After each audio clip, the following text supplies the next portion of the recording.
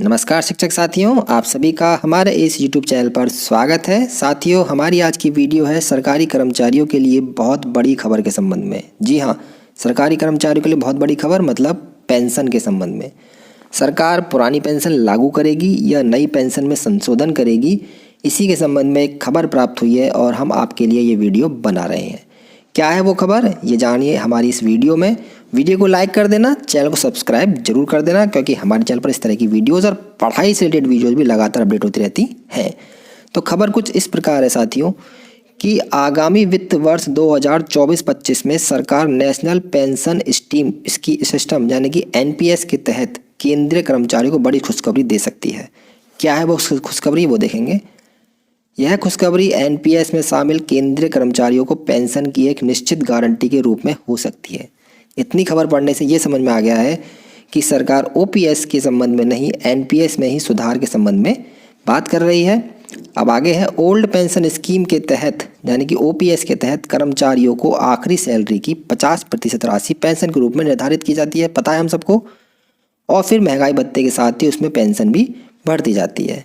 1 जनवरी 2004 से या उसके बाद नौकरी ज्वाइन करने वाले कर्मचारियों को पेंशन के लिए NPS प्रणाली लागू की गई, जिसके तहत कर्मचारी व सरकार दोनों एक निश्चित राशि NPS फंड में जमा करते हैं। जिन साथियों का NPS कट रहा है उन्हें पता है कि उनके खाते से 10% राशि कटती है और सरकार के खाते से भी 14% राशि कटती है और वो हमारे NPS खाते में जमा होती है और वो पैसा फंड मार्केट से जुड़ा है।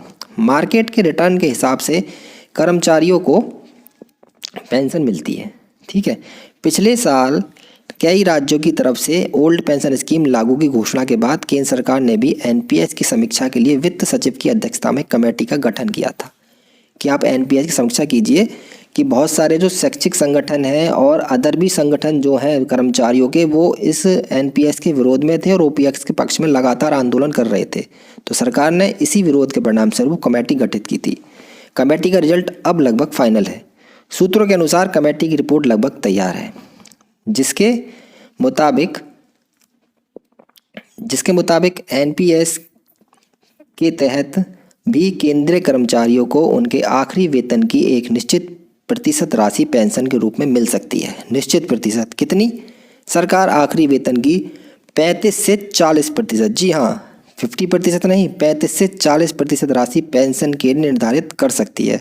हालांकि इस फैसले से सरकार पर वित्तीय बोझ भी बढ़ेगा, यानी कि सरकार जो है 35 से 40% अब फिक्स देगी राशि, क्योंकि बहुत सारे ऐसे कर्मचारी होंगे जिनके NPS फंड से आखिरी सैलरी का 35 से 40% जो भी निर्धारित करती सरकार तक की राशि पेंशन के रूप में देना संभव नहीं होगा।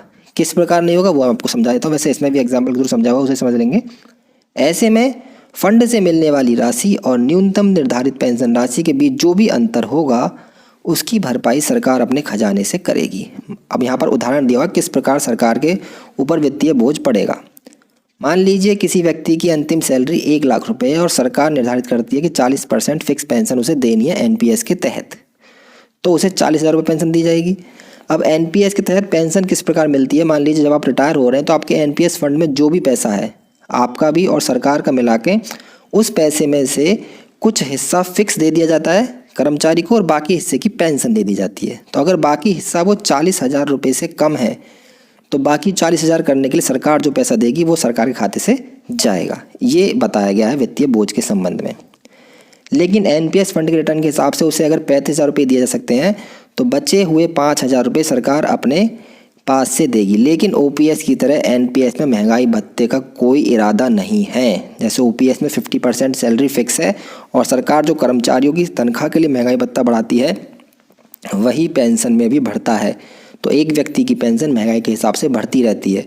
पर न्यू पेंशन स्कीम में जो भी खबर अभी तक प्राप्त हो रही है, सरकार इसमें महंगाई भत्ते पर विचार नहीं कर रही है, केवल 35 से 40% फिक्स पेंशन पर ही विचार कर रही है। तो साथियों, यही हमारी आज की वीडियो है।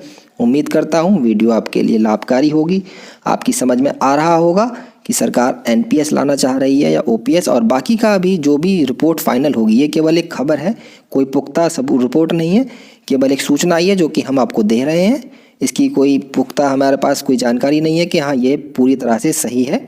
जो जानकारी प्राप्त हुई है वो हम आप तक केवल पहुंचा रहे हैं। अगर आपको जानकारी अच्छी लगी है, वीडियो अच्छी लगी है, तो वीडियो को लाइक कर देना, शेयर कर देना, चैनल सब्सक्राइब जरूर कर लेना। बहुत बहुत धन्यवाद।